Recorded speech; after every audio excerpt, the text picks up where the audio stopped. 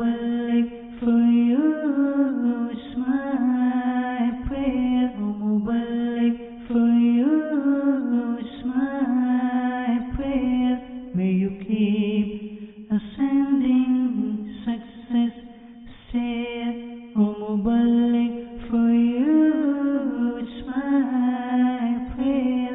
May you keep ascending success stair. الحمد لله رب العالمين والصلاة والسلام على سيد المرسلين أما بعد فأعوذ بالله من الشيطان الرجيم بسم الله الرحمن الرحيم الصلاة والسلام عليك يا رسول الله وعلى آلك وأصحابك يا حبيب الله الصلاة والسلام عليك يا نبي الله وعلى آلك وأصحابك يا نور الله. میٹھے میٹھے اسلامی بھائیوں اور اسلامی بہنوں، الحمدللہ عز وجل خالق کائنات جل جلالہ کی زمین پر عشق رسول صلی اللہ تعالی علیہ وآلہ وسلم کا مدنی جام تقسیم کرنے والے ایسے مرد کامل اب بھی موجود ہیں جو فیشن کی آفت میں گرفتار لوگوں کو پیارے مصطفیٰ صلی اللہ تعالی علیہ وآلہ وسلم کی سنت کریمہ کا اسیر بنانے کے خواہاں ہیں. یہ اللہ عز و جل کا خاص کرم ہے کہ اس نے ہمیں اس پرفتن دور میں تبلیغ قرآن و سنت کی عالمگیر غیر سیاسی تحریک دعوت اسلامی کا مدنی ماحول اور شیخ طریقت امیر اہل سنت ابو بلال حضرت علامہ مولانا محمد الیاس اطوار قادری رضوی دامت برکاتہم العالیہ جیسے ولی کامل کی صحبت باثر سے نوازا. یقیناً امیر اہل سنت دامت برکاتہم العالیہ ان عظیم ہستیوں میں سے ایک ہیں جن کی مخلصانہ جد و جہد کی برکت سے ہزاروں نہیں بلکہ لاکھوں مسلمان بالخصوص نوجوان برائیوں سے تائب ہو کے نیکیوں کی راہ پر گامزن ہو چکے ہیں. الحمدللہ عز و جل بلا مبالغہ امیر اہل سنت دامت برکاتہم العالیہ نے اپنے سنتوں پر بیانات کے ذریعے لاکھوں مسلمانوں کے دلوں میں مدنی انقلاب برپا کر دیا. لہذا تمام اسلامی بھائی اور اسلامی بہنیں اس بیان کو توجہ کے ساتھ سماعت فرمائیں. الحمدللہ رب العالمین والصلاة والسلام علی سید المرسلین اما بعد فأعوذ بالله من الشيطان الرجيم بسم الله الرحمن الرحيم الصلاة والسلام عليك يا رسول الله وعلى آلك وأصحابك يا حبيب الله الصلاة والسلام عليك يا نبي الله وعلى آلك وأصحابك يا نور الله. میٹھے میٹھے اسلامی بھائیوں، حضرت سیدنا قیس عمرو بن عاص رضی اللہ تعالیٰ عنہ کے جو غلام تھے وہ فرماتے کہ میں نے حضرت سیدنا عبداللہ بن عمر رضی اللہ تعالیٰ عنہما کو یہ فرماتے ہوئے سنا ہے، جو شخص رسول اللہ عز و جل و صلی اللہ تعالی علیہ وآلہ وسلم پر ایک مرتبہ درود شریف پڑھے گا، اللہ تبارک و تعالی اور اس کے فرشتے اس پر 70 بار درود بھیجیں گے. صلو علی الحبیب صلی اللہ تعالی علی محمد. مکہ مکرمہ میں مسجد الحرام کے ایک خادم، پرانے بزرگوں کے دور کا واقعہ، تو وہ خادم فرماتے ہیں کعبۃ اللہ شریف کے مجاور کہ میرے پاس کچھ درہم تھے جو میں نے راہ خدا میں خرچ کرنے کے لیے رکھے ہوئے تھے. تب ایک دن ایک طواف کرنے والے آدمی پر میری نظر پڑی جس نے پرانی چادریں لپیٹی تھی اور چادریں بھی اتنی چھوٹی تھی کہ برابر ان کا جسم ڈھک نہیں پا رہا تھا. غربت کے آثار اس سے نمایاں ہو رہے تھے اور وہ طواف کرتے ہوئے اللہ تبارک و تعالی سے عرض کر رہا تھا، یا الہ العالمین، تو جانتا ہے کہ میں بھوکا ہوں اور تو دیکھ رہا ہے کہ میرے پاس صحیح طرح سے پہننے کے لیے کپڑے بھی نہیں، اور تو وہ دیکھتا ہے جو دوسرے نہیں دیکھ سکتے، تو وہ جانتا ہے جو دوسرے نہیں جانتے. تو وہ کعبۃ اللہ شریف کے خادم نے جب اس فقیر کو دیکھا اور اس کی آہستہ سے مانگی ہوئی دعا کے الفاظ سنے تو اپنے دل میں سوچا کہ میں نے جو رقم رکھی ہوئی ہے کسی مسکین کو راہ خدا میں دینے کے لیے، تو اس سے بڑھ کر حقدار مجھے کیا ملے گا؟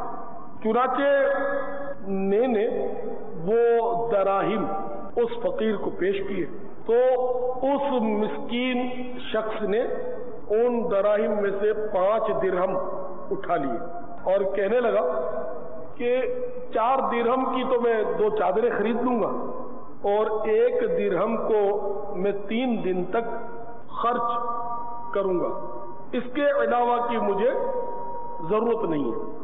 یہ کہہ کر اس نے باقی درہم لینے سے انکار کر دیا۔ اس خادم کا کہنا کہ دوسری رات میں نے پھر اسے دیکھا کہ اب نئی چادریں اس نے اوڑھی ہیں، تو میرے دل میں کچھ وسوسے آنے لگے۔ یکایک اس نے میری جانب دیکھا اور میرا ہاتھ پکڑ کر اس نے کعبۃ اللہ شریف کے 7 پھیرے مجھے کروائے۔ ہر پھیرے میں نے زمین پر عجیب و غریب حالات دیکھے۔ ہر پھیرے میں دیکھتا تھا کہ نئے نئے قسم کے ہیرے، جواہرات، سونے، چاندی بکھرے ہوئے اور میرے ٹخنوں تک مطلب اوپر تک بکھرے ہوئے۔ میں بڑا تعجب کر رہا تھا۔ وہ فقیر کہنے لگا کہ دیکھ، اللہ تبارک و تعالی نے مجھے سب کچھ عطا فرمایا ہے، لیکن میں نے اس دنیا کی دولت سے بے رغبتی اختیار کی ہوئی ہے، میں اس کو ہاتھ نہیں لگاتا، اور ضرورت ہوتی ہے تو جب مجھے کوئی اور دیتا ہے تو میں قبول کر لیتا ہوں، کیونکہ یہ جو اتنا میرے پاس دولت کی فراوانی ہے، ان کو اگر میں سمیٹ لیتا ہوں تو یہ سارا مجھ پر بوجھ بن جائے گا اور میں فتنے میں پڑ جاؤں گا، جیسے مالدار لوگ عموماً فتنے میں پڑ جاتے ہیں۔ اور جو لوگ مجھے پیش کرتے ہیں میری غربت کی وجہ سے اور میں اس کو اپنی ضرورت کے مطابق قبول کر لیتا ہوں، تو اس لینے میں لوگوں کے لیے رحمت اور نعمت ہے کہ دینے کی وجہ سے لوگوں کو ثواب ملتا ہے، تو گویا میں ثواب پر ان کی مدد کرتا ہوں۔ تو میرے پیارے پیارے اور میٹھے میٹھے عیسائی بھائیوں، اللہ والوں کی سوچیں بڑی عجیب و غریب ہوتی ہیں۔ یہ لوگوں کا دل نہیں توڑتے، یہ لوگوں کا مال بھی اگر قبول کرتے ہیں تو اس پر غور کرتے ہیں کہ اس دینے والے کو اس سے ثواب ملے گا تو لے لیتے، اور یہ بھی غور کرتے ہیں کہ اگر اس دینے والے کو ثواب نہیں ملے گا تو قبول نہ کرتے۔ تو آپ تعجب کریں گے کہ دینے والے کو ثواب کیوں نہیں ملے گا؟ تو جی ہاں، ایسے بھی حالات ہوتے ہیں کہ دینے والے کو ثواب نہیں ملتا بلکہ بعض اوقات دینے کی وجہ سے گناہ ملتا ہے۔ وہ ایسے کہ جب کوئی رقم دے اور اس پر احسان جتائے، اب ثواب جو تھا وہ ضائع ہو گیا اور اس کا دل دکھا، سب کے سامنے اس کی تذلیل ہوئی، تو یہ گناہ کبیرہ ہوا، حرام اور جہنم میں لے جانے والا کام۔ اس سے تو بہتر تھا کہ اس کو نہ دیتا۔ قرآن پاک میں نا، یا ایھا الذین آمنوا لا تبطلوا صدقاتکم بالمن والاذی، اے ایمان والو اپنے صدقات باطل مت کرو احسان جتا کر اور ایذا دے کر۔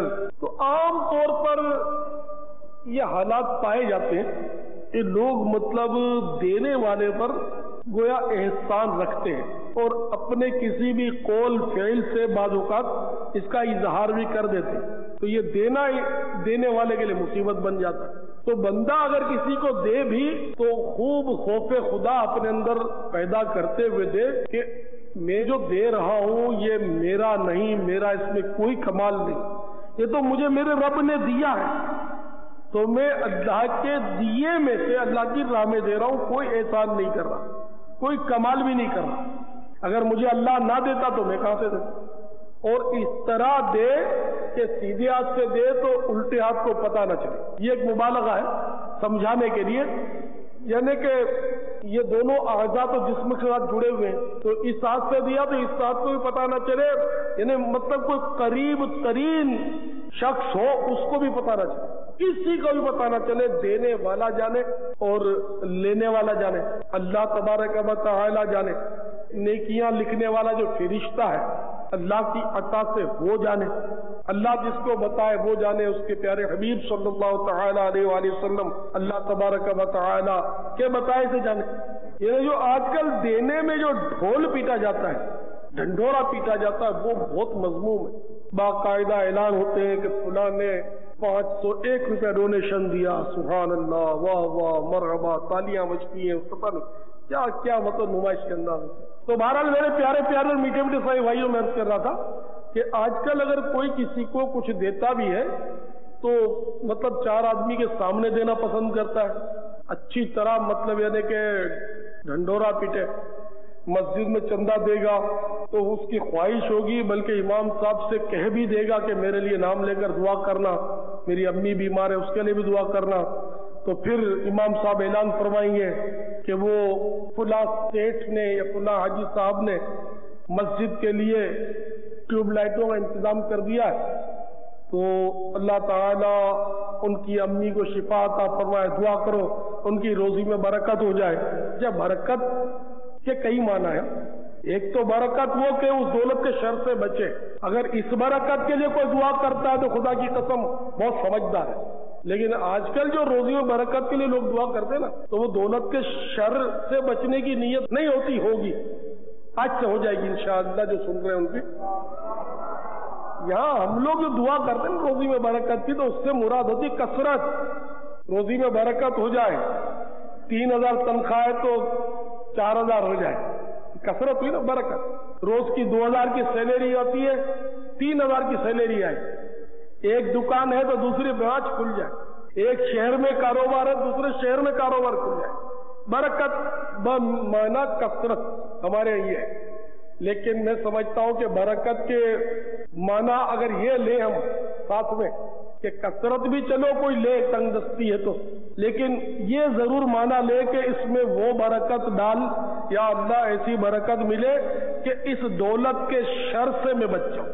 اچھا، دولت کے شرور کیا کیا ہے یہ بھی سمجھانا ہوگا آپ کو۔ دولت کے ذریعے تکبر جلدی پیدا ہو جاتا ہے، غریب کو آدمی پھر گھاس نہیں ڈالتا، نو لفٹ کراتا ہے، غریب کو حقیر نظروں سے دیکھتا ہے، دولت سے غفلت بہت زیادہ طاری ہوتی ہے، عبادت میں غفلت کرتا ہے۔ اگر عبادت کرتا بھی ہے تو شہرت کا پہلو غالب ہوتا ہے۔ مثال کے طور پر آپ کہیں گے بھائی دولت ہے تو دیکھو ہر سال حج کرتا ہے، مگر آپ کو ساتھ میں یہ بھی تو احساس ہونا چاہیے کہ یہ بیچارہ حج کی گنتیاں کرتا اور سب کو بتاتا ہے کہ میرے اتنے حج ہو گئے، میرے اتنے حج ہو گئے، میں نے اتنے طواف کیے۔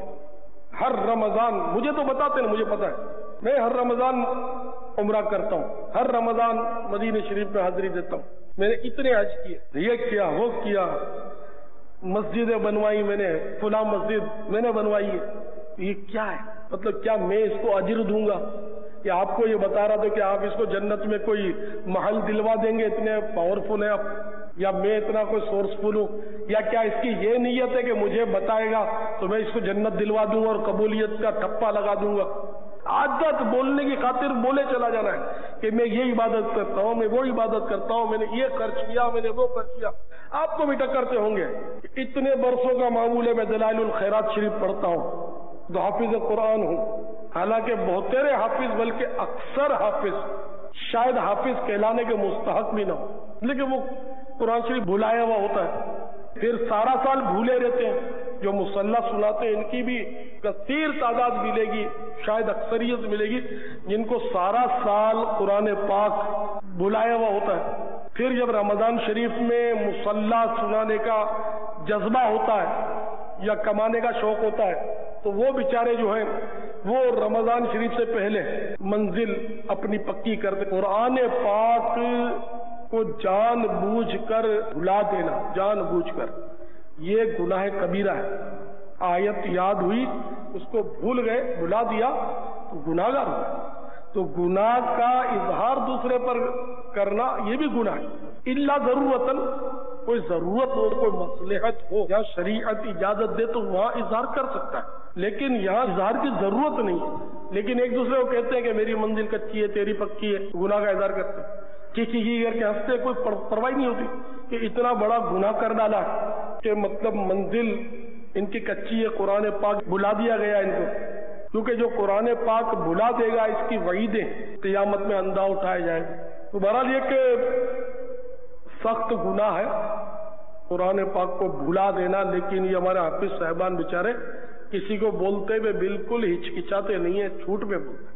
تو ریاکاری جو ہے نا مطلب یہ عام ہے، تو اس طرح مطلب اپنی نیکیوں کا بلا ضرورت اعلان کر کے، اور اگر اس لیے اعلان کرتا ہے کہ لوگ مجھے نیک سمجھیں، اچھا سمجھیں، تو پھر تو مطلب یہ اس کی تباہ کاری جہنم میں پہنچا سکتی ہے۔ تو سچی بات یہ ہے کہ میں تو اس بات کا قائل ہوں کہ جو حافظ ہے وہ اپنے آپ کو نہ کہے کہ میں حافظ ہوں، اپنے آپ کو چھپائے۔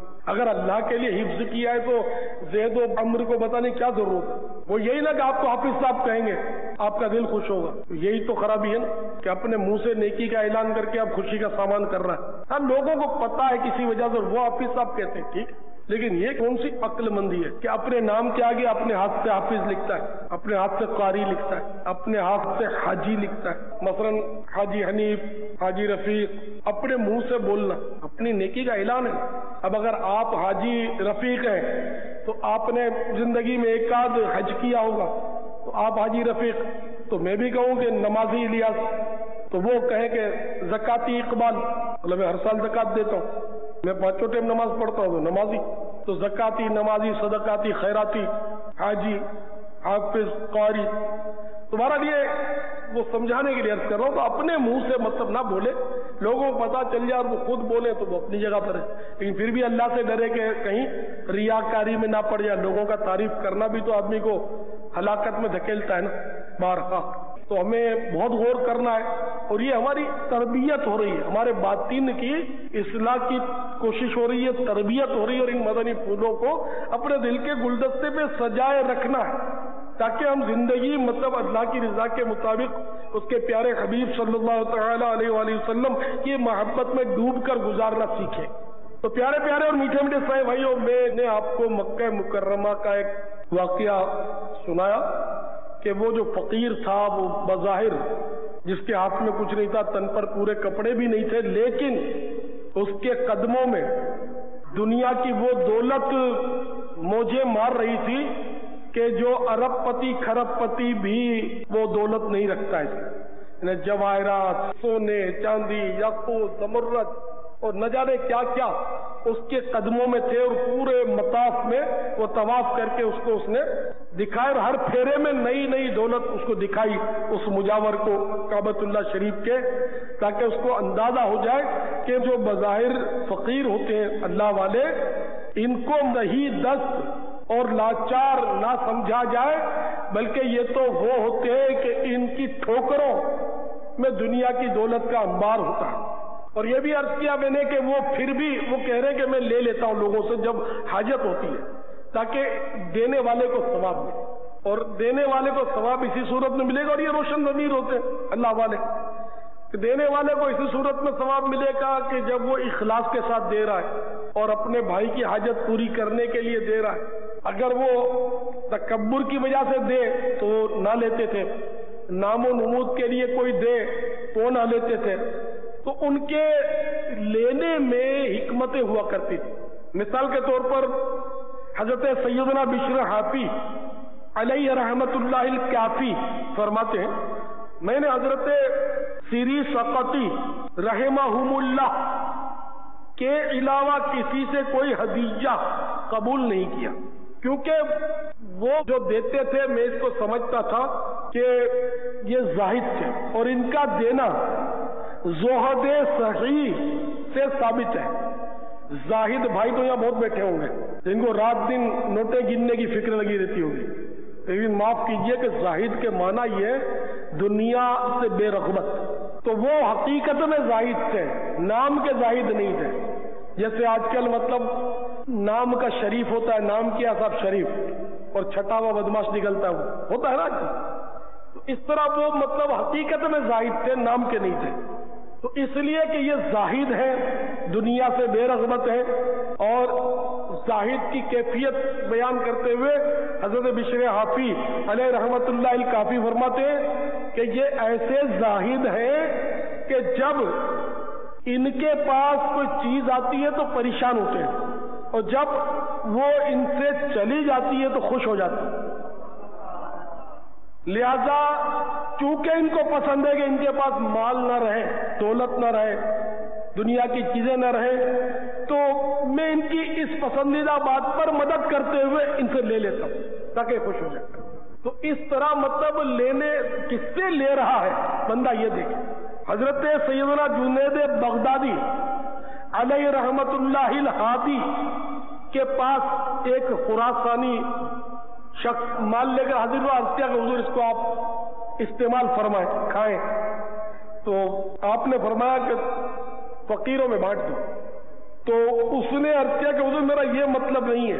تو فرمایا کہ میں کب تک جیوں گا جو تیرا مال ہی کھاتا رہوں گا، اتنا سارا مال تم لے آئے.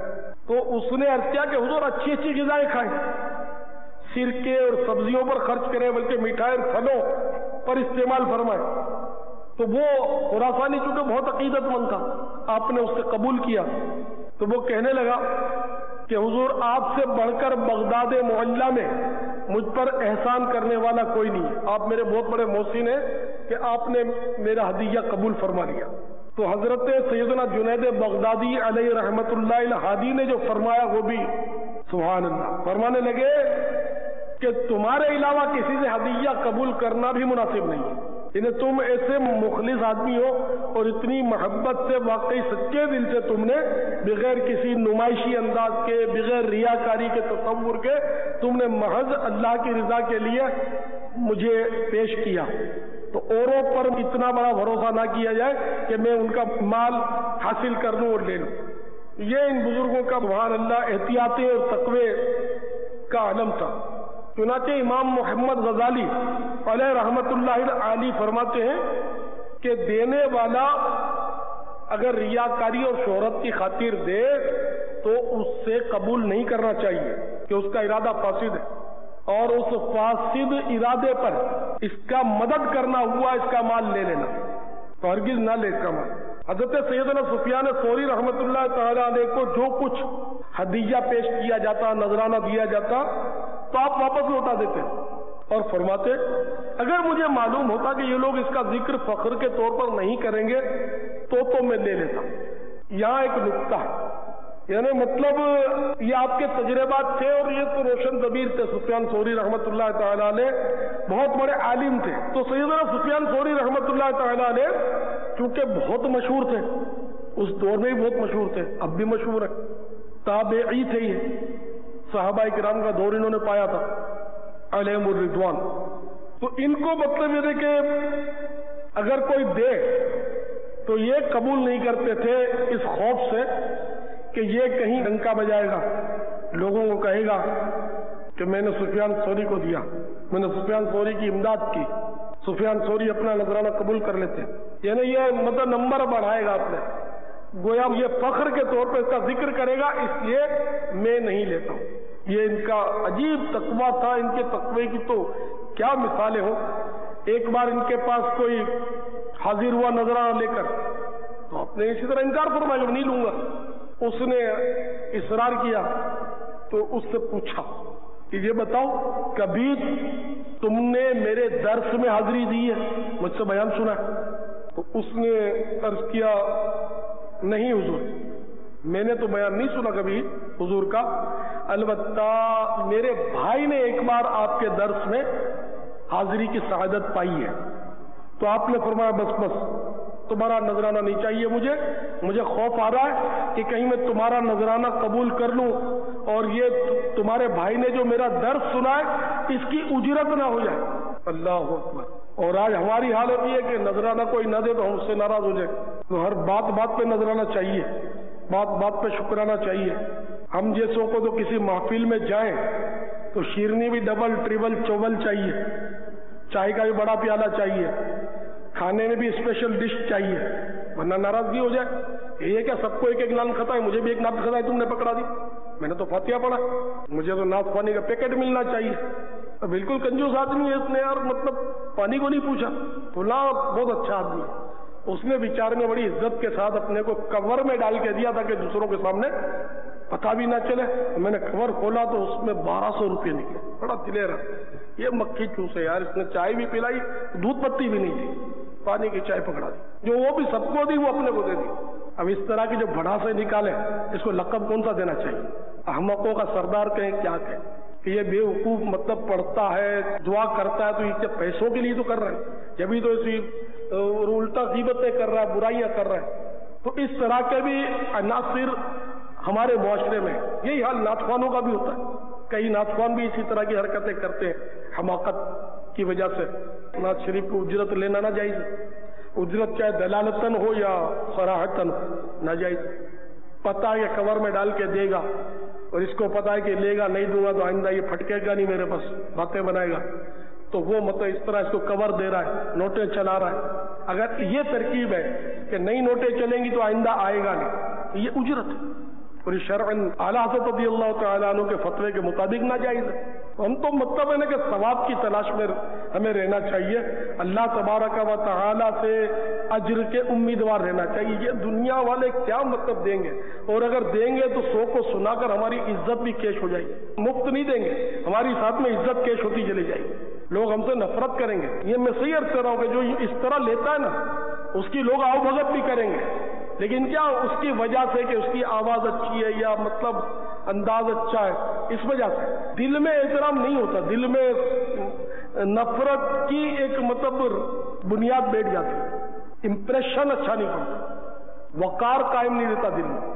اللہ پاک اخلاص نصیب فرمائے پیارے حبیب صلی اللہ علیہ وسلم کے صدقے میں کہ ہم جو بھی عمل کریں بس اللہ تبارک و تعالیٰ کے لیے کریں. تو اس لیے مطلب جو بھی دے کاش اس دینے والے کا بھی مطلب ہمیں احساس ہو، لینے والے کو دینے والے کا احساس ہو، اور دینے والے کو بھی یہ احساس ہو کہ وہ دے تو صرف اللہ تبارک و تعالیٰ کی رضا کے لیے دے، احسان رکھنے کے لیے نہ دے. تو لینے والے کی بھی اگر نیت صاف ہے کہ اس کا لے لوں تاکہ اس کو ثواب ملے اور ہے بھی حقدار، تو کسی اچھی غرض کے تحت اگر مطلب وہ لینے والا قبول کرتا ہے جبکہ خود اندرونی طور پہ مال سے بے نیاز ہے، جمع مال کے لیے نہ لے رہا ہوں، واقعی نیت یہ ہو کہ اس کی دلجوئی مطلوب ہے، دینے والے کی دلجوئی مطلوب ہے اور اس کو ثواب دلوانا مقصود ہے، تب اس کے لیے بھی ثواب ہے. جیسا کہ اللہ کے پیارے محبوب دانائے غیوب منزہ عن العیوب صلی اللہ تعالی علیہ وآلہ وسلم کا فرمانے اجر نشان ہے، وسعت کی حالت میں دینے والے کو اس لینے والے سے زیادہ ثواب نہیں ملتا جو محتاج ہو.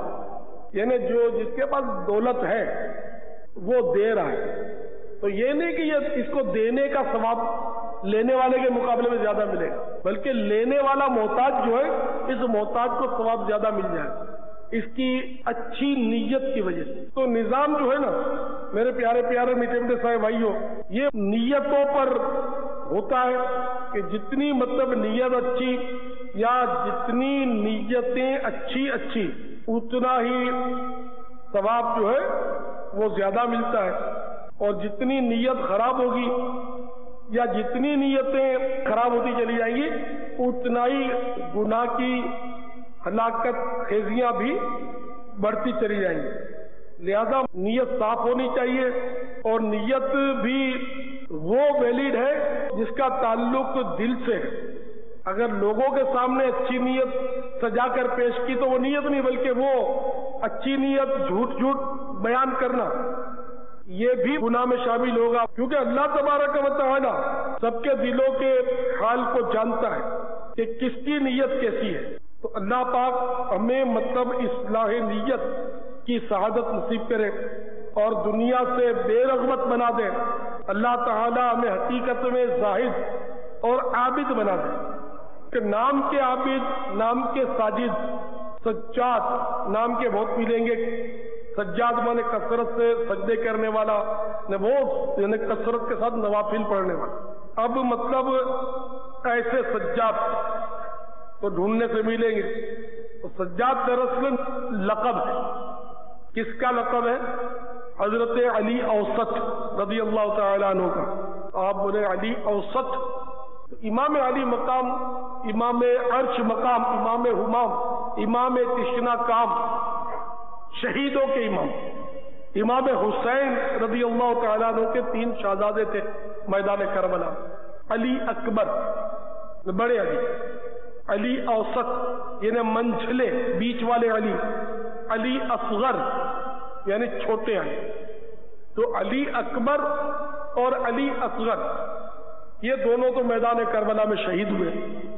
علی اصغر تو صرف 6 ماہ کے، یعنی وہ چھوٹے تھے، اس لیے پہچان کے لیے کون سا علی تو چھوٹا، کون سا علی تو بڑا اکبر، کون سا علی تو علی اوسط منجلا. تو ان کو اپنے بابا جان سے پیار تھا امام علی مقام کو، تو اپنے تینوں شہزادوں کے نام انہوں نے علی پر اپنے والد صاحب پر رکھے، علی اکبر، علی اوسط، علی اصغر. تو علی اوسط یہ منجلے علی، ان کا ایک لقب تھا زین العابدین، اور اسی نام سے مشہور سیدنا امام زین العابدین رضی اللہ تعالیٰ عنہ. یہ زین العابدین یوں مشہور ہوئے، اس وقت میدان کربلا میں تو 17 سال کے تھے، 17 سال کے، اور بیمار تھے، اور ان کے نصیب میں وہ شہادت نہیں تھی. ان سے سیدوں کی نسل چلنا تھا، اس لیے اللہ تعالیٰ نے کو محفوظ رکھا دشمنوں کے وار سے. تو یہ مطلب بہت غمگین ہو گئے جب یہ شہادت کی، کہ انہوں نے سب اپنی آنکھوں سے دیکھا تھا، اور بہت رنجیدہ رہتے تھے، اکثر روتے رہتے تھے. دنیا میں جو سب سے زیادہ روئے ہیں ان میں سے ایک یہ ہیں. ایک تو حضرت آدم علیہ السلام بہت روئے ہیں، سیدنا یعقوب علیہ نبینا علیہ السلام بہت روئے ہیں. تو ایک امام زین العابدین رضی اللہ تعالیٰ عنہ بھی کثرت سے رونے والوں میں ان کا بھی نام. تو یہ عبادت بھی بہت کرتے تھے، بہت زیادہ عابد و زاہد تھے، بہت پرہیزگار تھے. تو یہ کثرت عبادت کی وجہ سے ان کا نام پڑ گیا زین العابدین. یہ انہوں نے نام نہیں رکھا، یہ لوگوں نے رکھا. یہ کربلا کے واقعے کے بعد ان کا یہ نام پڑا عبادت کی وجہ سے. زین العابدین یعنی عبادت گزاروں کی زینت. سجدے بہت کرتے تھے، نفلیں بہت پڑھا کرتے تھے، تو اس طرح ان کا نام پڑ گیا سجاد. لوگوں نے لقب دیا سجاد.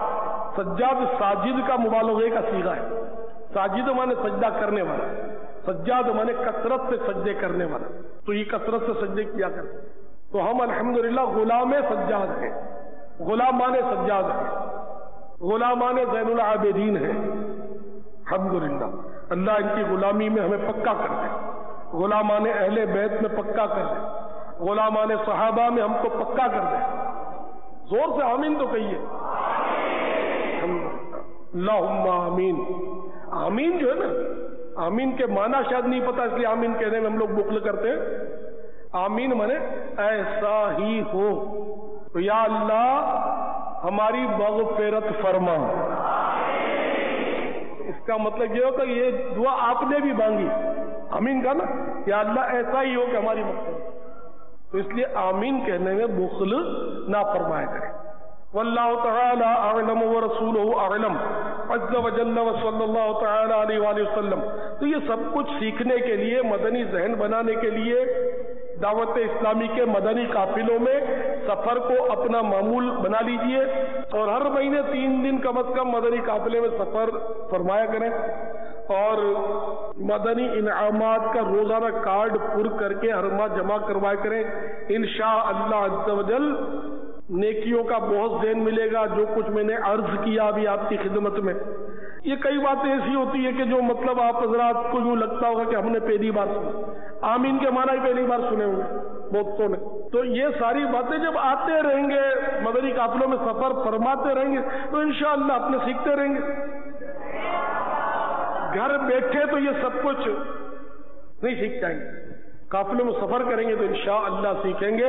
تو دعوت اسلامی کے مدنی قافلوں میں سفر کرتے رہیں، انشاءاللہ دعوت اسلامی کے مدنی ماحول میں رہیں گے تو دونوں جہاں انشاءاللہ آباد ہوں گی. اللہ کرم ایسا کرے تجھ پہ جہاں میں، اے دعوت اسلامی تیری دھوم مچی ہو. آمین بجاہ النبی الامین صلی اللہ تعالی علیہ وآلہ وسلم. تیرا احسان ہے مرشد، تیرا احسان ہے مرشد، تیرا احسان ہے مرشد، تیرا احسان ہے مرشد، تیرا احسان ہے مرشد، تیرا احسان ہے مرشد تیرا احسان ہے مرشد تیرا احسان ہے مرشد تیرا احسان ہے مرشد تیرا احسان ہے مرشد میں فیشن کا تھا شیدائی یوں ہی پھرتا تھا ننگے سر میں فیشن کا تھا شیدائی یوں ہی پھرتا تھا ننگے سر میں فیشن کا تھا شیدائی یوں ہی پھرتا تھا ننگے سر یہ جو سر پر امامہ ہے تیرا احسان ہے مرشد یہ جو سر پر امامہ ہے تیرا احسان ہے مرشد تیرا احسان ہے مرشد تیرا احسان ہے مرشد تیرا احسان ہے مرشد تیرا احسان ہے مرشد تیرا احسان ہے مرشد تیرا احسان ہے مرشد یہ حافظ ہے یہ نگراں ہے یہ قاری یہ مبلغ ہے یہ حافظ ہے یہ نگراں ہے یہ قاری یہ مبلغ ہے یہ حافظ ہے یہ نگراں ہے یہ قاری یہ مبلغ ہے سبھی پر تیرا سایہ ہے تیرا احسان ہے مرشد سبھی پر تیرا سایہ ہے سبھی پر تیرا سایہ ہے سبھی پر تیرا سایہ ہاں سبھی پر تیرا سایہ ہے تیرا احسان ہے مرشد تیرا احسان ہے مرشد بڑا احسان ہے مرشد تیرا احسان ہے مرشد بڑا احسان ہے مرشد تیرا احسان ہے مرشد تیرا احسان ہے مرشد تیرا احسان ہے مرشد بڑا احسان ہے مرشد مولانا صاحب جیسا کہ آپ ویڈیو میں دیکھ رہے ہیں یہ چونٹیاں کس طرح دیواروں اور دروازوں پر چڑھ رہی ہیں اور پھر یہ کیبنٹ میں گھس کر کھانے پینے کی اشیاء کو نقصان پہنچا رہی ہیں. یہ جن اسلامی بھائی کا گھر ہے ان کا آپ سے سوال یہ ہے کہ انہوں نے چونٹیوں کو ہٹانے کی کافی کوشش کی لیکن یہ یہاں سے نہ ہٹتی ہیں نہ جاتی ہیں. ایسی صورت میں انہیں مارنا یا نقصان پہنچانا کیسا اور ان کو بھگانے کے لیے کیا کیا جائے؟ چونٹی اگر ایزا پہنچاتی ہے تو اس کو مار ڈالنے میں حرج نہیں ہے. دفع ضرر کے لیے نقصان سے بچنے کے لیے مار سکتے ہیں چونٹی کو. ویسے ان کو بھگانے کے لیے ایک وہ آتا ہے یہ آپ کو ملے گا پنساری دیسی دواؤں کی دکان پر ہینگ یہ نام لکھ لیں ہینگ. تو یہ ہینگ جو ہے نا یہ خرید کر اگر اس کو جہاں جہاں چونٹیاں ہوتی ہیں اس کے قریب ڈال دیں گے نا یا پوٹلیاں بنا کر رکھ دیں گے تو انشاءاللہ وہاں سے یہ چونٹیاں بھاگ جائیں گی. یہ کوئی اس کو حاصل کرنا کوئی ماؤنٹ ایوریسٹ کی چوٹی پر چڑھنے کی طرح دشوار نہیں ہے. جہاں بھی یہ دیسی دواؤں کی دکانیں ہوتی ہیں نا وہاں پوچھیں گے تو انشاءاللہ مل جائے گی. ان کے بعد نہیں ہوگی تو وہ بول دیں گا کہیں اور سے بتا دے گا کہ وہاں ملے گی پوچھ لیں گے تو مل جائے گی انشاءاللہ. اب یہ کہ یہ تو ہے کہ چونٹیاں دفع ضرر کے لیے اس کو مار بھی سکتے ہیں بھگا بھی سکتے ہیں ہٹا بھی سکتے ہیں. تو بھگانا تو خیر ان کو مارنا ہے بھی نہیں. وہ مارنا اور چیز ہے بھگانا اور چیز ہے. اب کپڑے پر آ گئی پھونک مار کے ہٹایا جائے یا یوں کر کے یہ چونٹی ادھر جیسے یوں کریں گے نا تو گر جائے گی. اب یہ بعض لوگ یوں اٹھاتے ہیں اس کو. اب یہ بیچاری اٹھانے جیسے کا ہے.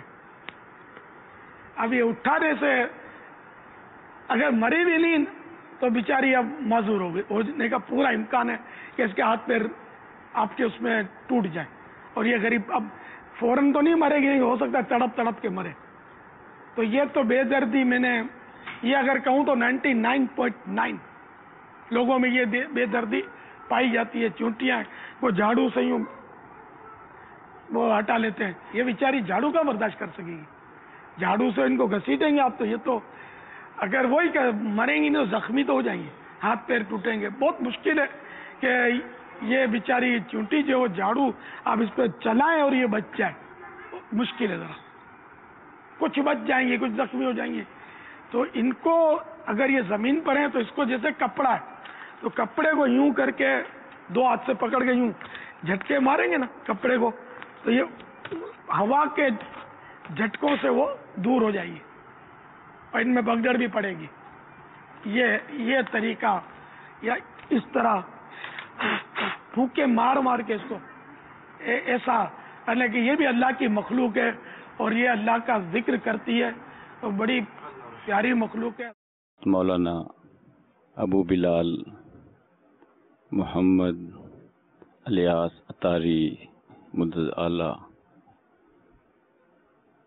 کو صحت تندرستی عطا فرمائے اور ہمارے سروں پہ تا قیامت دراز فرمائے. اللہ تبارک و تعالیٰ ان کو صحت خضری عطا فرمائے. جو سنا اس سے کہیں زیادہ بڑھ کر پایا. ہماری دعائیں ہیں کہ اللہ تبارک و تعالیٰ دعوت اسلامی کی ہر طرح سے جس طرح سے جو محنت کی جا رہی ہے کو دن دگنی اور رات چگنی ترقیاں عطا فرمائے. خصوصی طور پہ بابو جان کو اللہ تبارک و تعالیٰ صحت عطا فرمائے. آمین ثم آمین. تو مدنی چینل چلایا جا رہا ہے، یہ ہم سب پہ بڑا احسان ہے کہ انہوں نے اس چینل کو اس معاشرے کے بگڑتے ہوئے معاشرے میں اس چینل کو لائے اور گھر بیٹھتے ہوئے دکان پہ کام کاج کرتے ہوئے ہر جگہ پہ جہاں یہ چینل چاہنے لوگوں کی اصلاح ہو رہی ہے. یہ اللہ اور اللہ کے حبیب کا خصوصی کرم ہے کہ ایسی چیزیں مرز عام پہ آ رہی ہیں. مجھے اپنی اور ساری دنیا کے لوگوں کی اصلاح کی کوشش کرنی ہے.